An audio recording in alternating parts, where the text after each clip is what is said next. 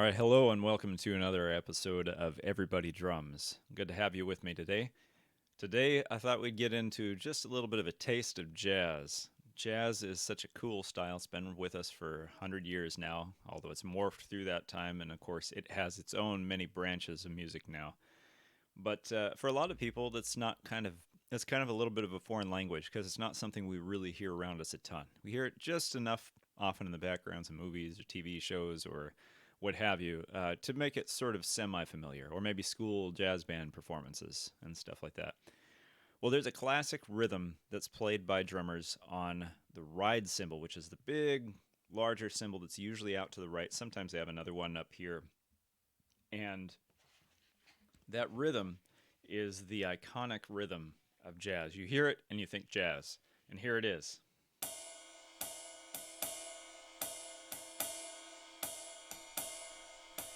One, two, a three, four, a one, two, a three, four, a one. And you could also just feel it like this. Ba ba ba da da ba da da ba da da ba da. Some of the jazz drummers have even called it the spang-a-lang groove. Spang-a-lang, spang-a-lang, spang-a-lang, spang-a-lang, so on and so forth. And it's a pretty simple pattern. It can be played very, very quickly. And of course, there are all kinds of variations, changes to it the drummers will make. Jazz is a very improvisatory style.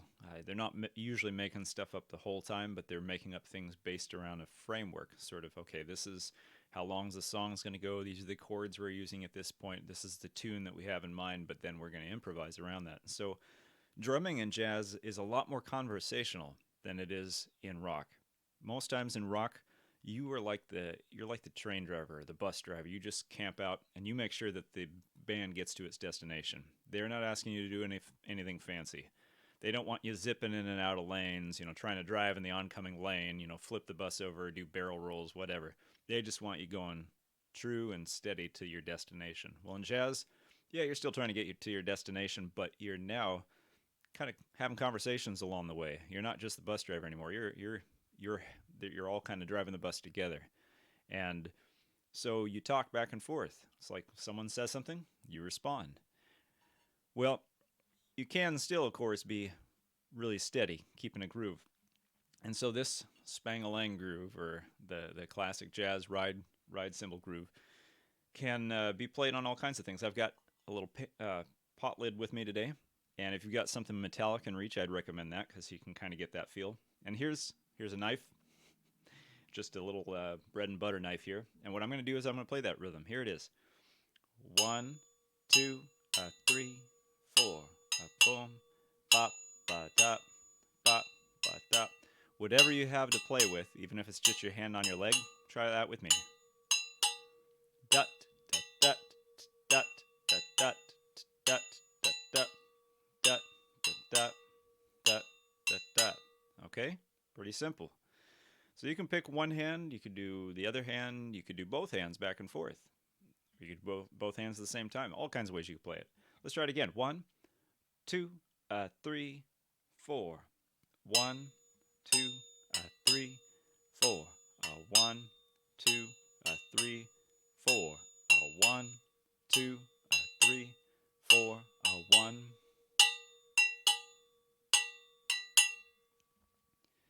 And there are a couple different rhythms that make this up. The first is what's called just the beat, or the quarter note. One, two, three, four. That's just like the clock ticking that tells everybody how fast we're going in this song. So try that. That's pretty simple.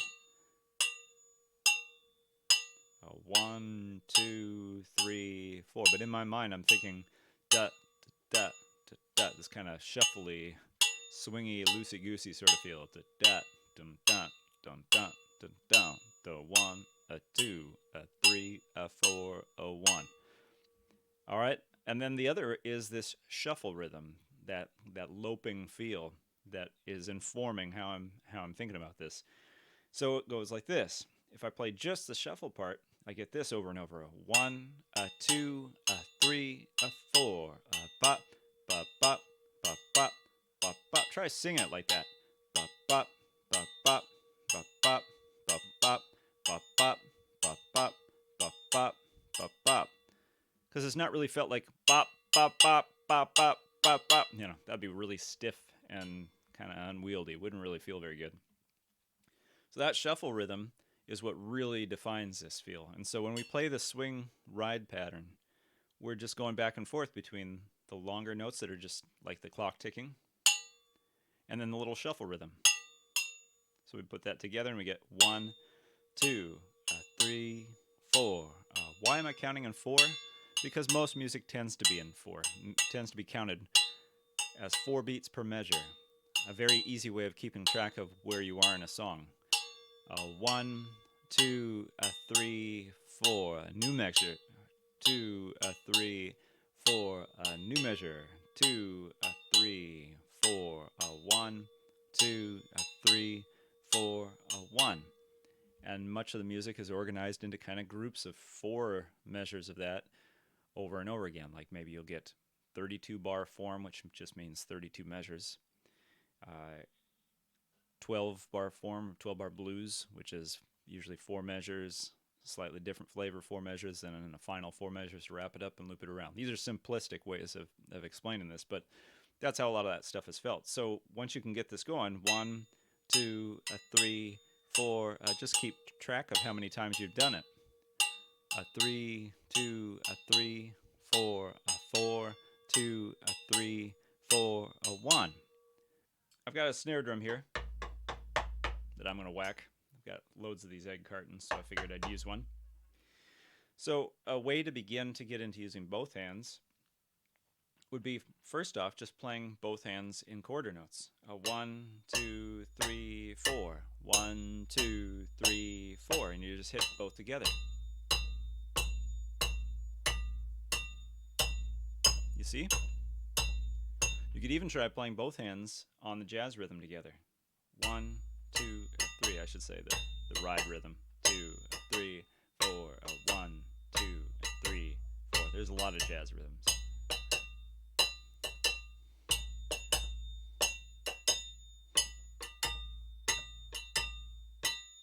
So all I'm playing is both, both, both, both, both, both, both, both, both, both, both, both, both. And if you wanted to get a little fancier, a very simple way of kind of playing a backbeat, a strong beat on beat 2 and 4, would be to go like this. Right, both, right, right, both, right, right. It's actually just 3 notes repeated over and over again. Right, and then both, right. That's it. Right, both, right. The key is that last right hand is going to go right into this pattern again, so there's no real pause there. Right, both, right, right, both, right, right, both, right, right, both, right, right, both, right, right, both, right, right, both, right, right. And that's the gist of it. Right, both, right, right, both, right, right, both, right, right, both, right, right. And that's how I'd play if I were doing that rhythm. Right, both, right, right, both, right, right. Now there are a lot of variations, a lot of ways you can change this around, because in playing jazz, like I said, it's a lot freer than this. It tends to be a lot more talking back and forth. So a lot of times the snare drum or the bass drum or the hi-hat, which is this guy here. There you go. Reach back forward for the pedal there. Those guys might be being used as though they were separate kind of, well, they are separate instruments, but being used to kind of talk back to what the other players are doing. And then when you have this as kind of the main framework for the jazz playing, just keeps that nice feel. Even if you're varying it a little bit, changing it around.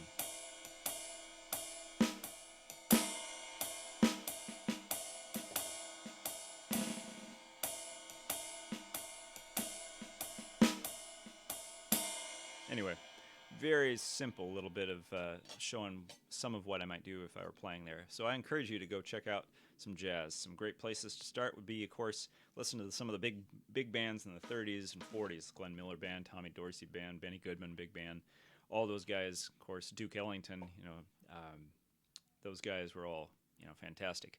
But moving on from that too, especially after World War II, that's where jazz really comes into its own as an art form and begins to grow into all these myriad different sub-styles and feels and things that we have now. So a few great places to start there would be Miles Davis would be a good one, Charlie Parker. Certainly keep going with Duke Ellington. Many others you could possibly do. Those are just a few to get you checking it out. But try that out. Dave Brubeck, another fun one to check out. So anyway, lots and lots and lots of possibilities. But I wanted to get you started on that. Anybody can get started playing this feel. And remember, even if you have trouble with the 1, 2, a 3, 4, a 1, you can still do quarter notes. 1, 2, 3, 4, and just stay nice and loose, and it's going to groove. So thank you very much for joining me today for another episode of Everybody Drums, dabbling in jazz today. So I hope you had a good time, and I look forward to seeing you the next time. In the meantime, if you have any questions or comments, please throw them in below, or you can contact me on my website, kitmills.com, and I'd be happy to answer that anytime. So take care, keep on drumming, and remember, the world is your drum set. See ya.